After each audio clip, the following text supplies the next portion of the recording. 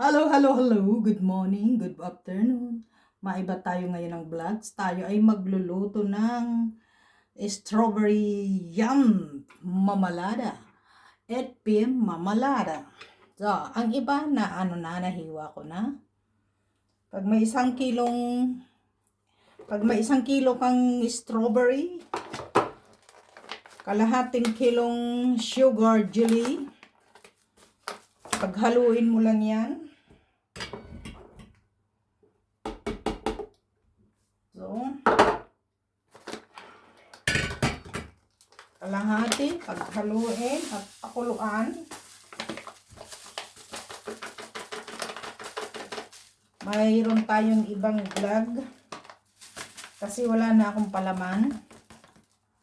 Kaya ito ang naisipan kong gawin. Pag yan ay kumulo ng mga 3 minutes, pwede na.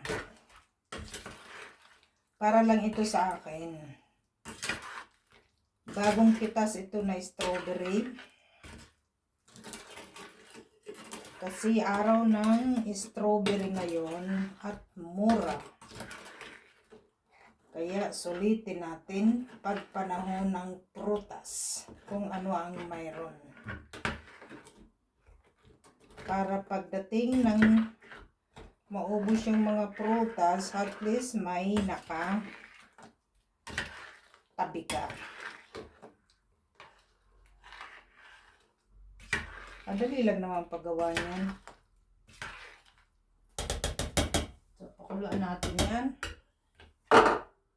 Para madali. Takpan.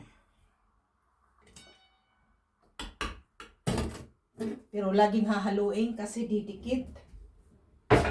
Maghanda tayo ng pang-mix. Tapos yung buti, napakulaan ko na rin. Pinakulaan ko na kanina. Kumukulong tubig talaga. Malapit na maluto. Naririnig ko na ang kulo.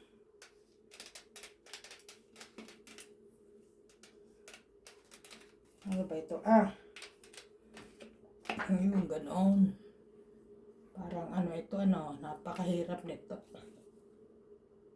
Talim pa kaya ito. Inano ko ba naman ng isang araw sa isang prutas na napakatigas? Abay.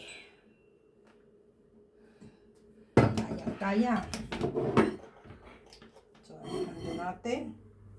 Aba, nakaputi pa pala tayo. Mahirap ang puti. Oh, yung camera ko, tabingi na rin. Paano ba kayo naging tabingi? So, abay, umayos ka naman camera, makisama ka. Iba ang holder ko, iba ang stick ko. Kaya, so.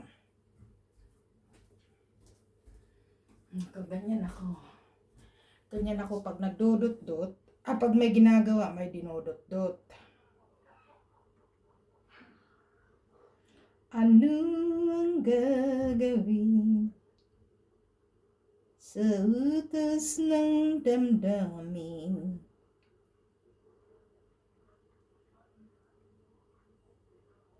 Para bang hangin nakahirap pigilan. So, tingnan natin. Yan, nakulo na. Tingnan niya, guys. Itutok natin para makita niyo. So, itong mga ito, napakuluan ko na yan. Tapos, pinatuyo. Para walang bakterya, kulong-kulo talaga. So, yan ang aking strawberry jam. Jam. Napaka ilang minuto na baga. Hindi ko pa na napansin ilang minuto na kumulo. Ay goy, lagyan na natin ng time out. So, kanina pa yata ito nakulo pero hindi ko napansin. Ganyan lang naman pagluto ng strawberry. hiniwa-hiwa ko before. Siyempre, sabay tikim o takpan uli para madaling kumulo. At ating dudurugin itong mix. So, tapos, maghanda tayo ng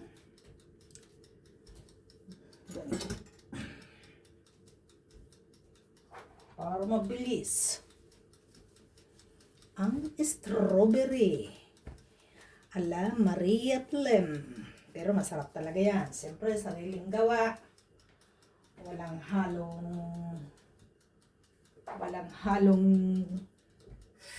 chemical. Ang ba naman ito? Lagkit. So, ayan, nakulo na. Ang bilis niya kasi, AMC na kaldero. Mabilis siya. Matipid sa lahat itong kalderong ito. Ayan, kita niya, kulong-kulo na. So, wala pa 3 minutes. Pero pwede ko na rin.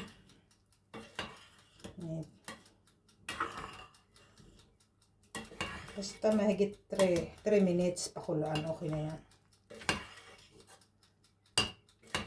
So, konti pa. Hindi naman dumikit. Okay lang. Ano pa kaya ang dapat ang linalagay ko pa dito ay cherry. Kasi yung cherry masyado pang mahal. Kaya kinakain ko lang yung cherry. Tagal ako hindi nito gumagawa eh. Siguro kung mga 3 taon hindi ako gumawa nito. So, isa pang kulo. Masarap guys yan. Basta sarili mong gawa. Pag sarili mong gawa talaga masarap. So, lapit na. Ang aking camera. Hindi maganda. So, umuusod pa baba. Luma itong stick ko kasi. Tingnan mo. Bumababa mag-isa. Sana'y unawain. Malapit na. Abay, umaapaw pa. Alay, wag kang aapaw. Way, wag kang aapaw. Sayang. Sayang ng asukal.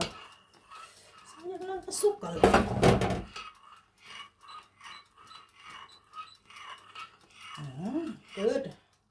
Agapan. Pag umapaw yan, abay.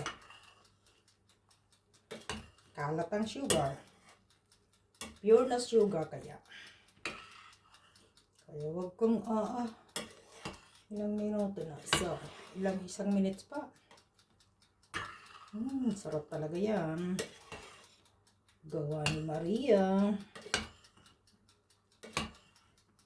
Bukas ipapalaman ko yan sa toast. Sa toast bread. Kaya ito naisipan ko. Muntik na ako Ay, mainit din ito. Alin ba dito ang malamig?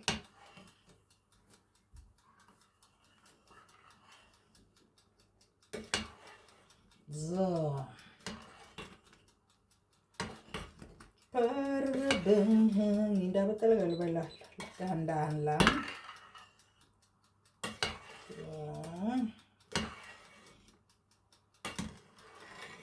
Kailangan yan halo-halo lagi. Haluin ang haluin para hindi siya didikit.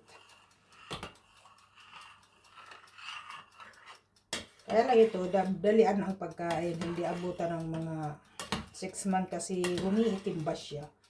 Siyempre, walang ibang halo, kundi talagang organic na palaman. So, ito na, pwede na. Kahit 3 3 grapon, tama na yan. At least may palaman tayo. So, look, good.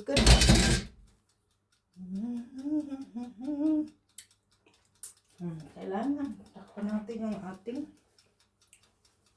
damit. At ako'y nakaputi pala. Hindi ko napansin. So, ang katas nito, aba. So, okay na yan. Ano yun natin? Ng mix. So, ganyan lang.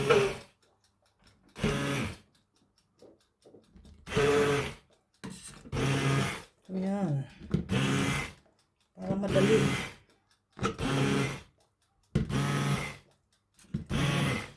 Talansikan. Talansikan.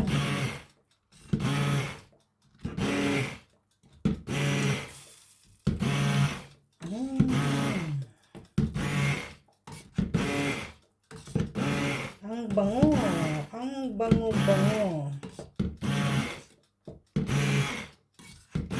Kasi ang hinog na hinog siya. Sobra ang pagkahinog.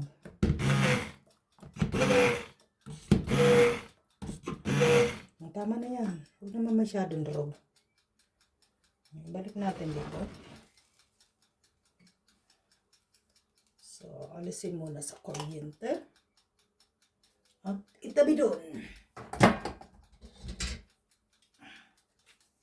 So, okay, sakit. So, ready na ang aking mga grapon. Sasalang ko na lang yan sa grapon.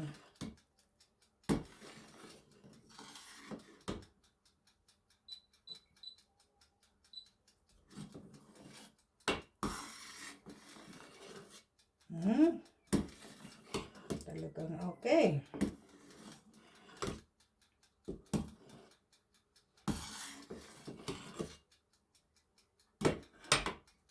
Sana'y unawain. Ito na, siyempre naka-ready na yung mga grapo natin. Malinis na yan, napakuluan na yan.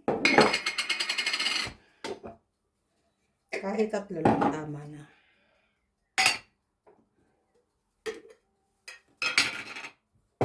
Siyempre, mainit yan, kailangan.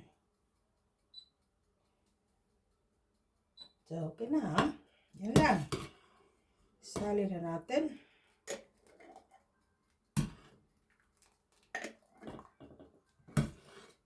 Siguro na ano lang ito.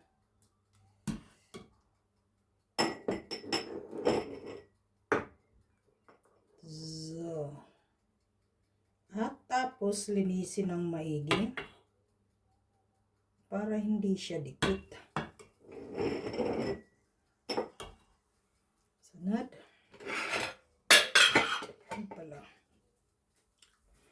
Upala. So, linisin muna natin.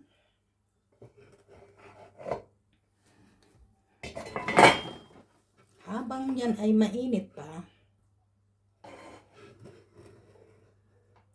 ayan ay taktak pa na. Linisin para kung init. Para hindi didikit. So, ganyan si Maria gumawa ng strawberry. So pagkatapos niya, ganyan, itataob para lumabas yung hangin. Yan, nakataob na. Ayan, tinaob ko ng isa. Ilang minuto lang nakataob. Okay na yan. So, the next.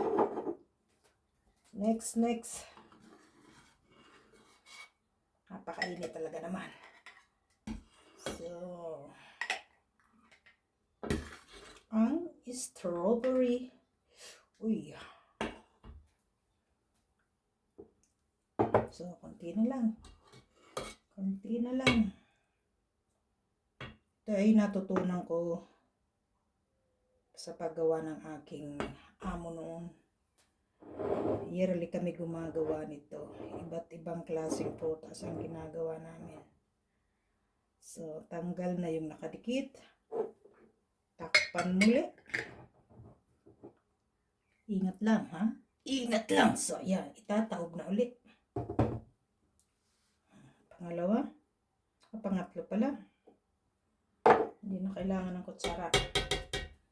ubos na lang. Para madali.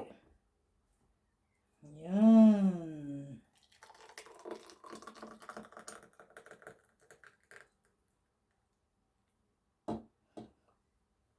So, konti pa. Konti na lang. Konti pa. Oh, yung iba, lamigin ko na lang para bukas sa aking toast. Saan isang takip? O, mali pa yata ang takip ko, pero kasya naman ito. So, yan guys. So, tapos itaob ulit. Yan. Ilang minuto lang. Ano na yan? Nakalabas na yung hangin niya. Saka mo na uli ibalik. Okay guys, yan lang. Salamat. Sana masarap itong gawa kong strawberry jam. Bye-bye. See you next time. Oh.